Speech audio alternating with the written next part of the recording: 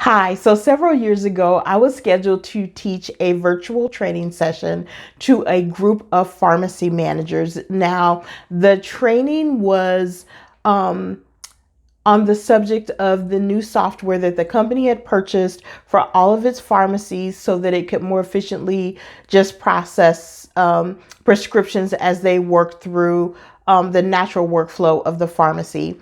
So, there were a couple of things that I knew, like just going into this training session. The first thing I knew is that those pharmacists would rather be anywhere else in the world other than dialed in, listening to me talk about this software that they were never going to use.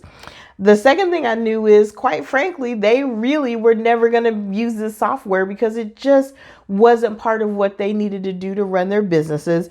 And the third thing that I knew is that the software was causing some problems in their business. So the problems that were cropping up as a result of just new software was that the lines were extremely long, which was a problem for a pharmacy.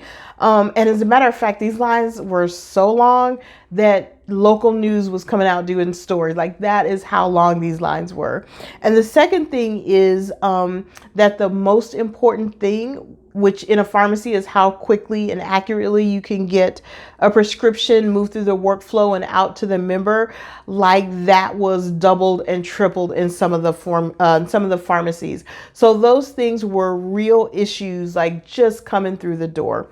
Hi, my name is Lisa Carter. I am the principal trainer at the Academy for Corporate Trainers, and it is our job to work with training teams to help them strengthen their virtual training skills. So to that end, I want to share with you the one thing that you can always do as it pertains to just making sure that your audience is engaged, right? So I know and you know that there are a million little things that you could do to engage your learners. But the one thing that you must do when it comes to engaging your virtual learners, you have got to know the problems and challenges of the learners that are actually in the room with you.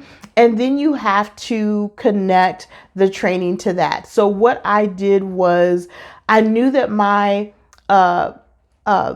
pharmacy managers were expecting to come in, have me introduce myself, have me go over what we were gonna go through in class, the agenda. They expected me to go through the housekeeping rules, and I didn't do any of that. Like, I started that session right off with what I call shock and awe. I just let them know up front, I know you don't want to be here. I don't blame you. I know that these are your two problems. What I'm going to do for you today is I'm going to show you how to read this basic software as I teach it to you. I'm going to show you how to read it to assess the issues that you are having in your pharmacies, which are the long lines and the slow fill times. And then I asked them, you know what other problems or challenges are you having? They started sharing. I took notes. I was clear about what I could help them solve and what I couldn't help them solve. And we were off to the races. So I spent that entire session teaching the basics, which was the requirement that the company had. But I always connected it back to how they could use that to analyze what was going on in their pharmacies and then use that information to solve the issue. So when it comes to engaging your virtual learners, that is a must. You must always understand from them what their problems and challenges are, and then connect those problems and challenges to the training. If you don't do that, it's not going to go away. Like, there's always going to be that desire from your learners to make the training relevant to them. And that is how you do it. So I hope that this little story was helpful. I hope that my tip was helpful. I have one more tip that I'd like to share with you, but not today. So I will see you in the near future with that tip. But until then, go out and have a really great training week. Thank you.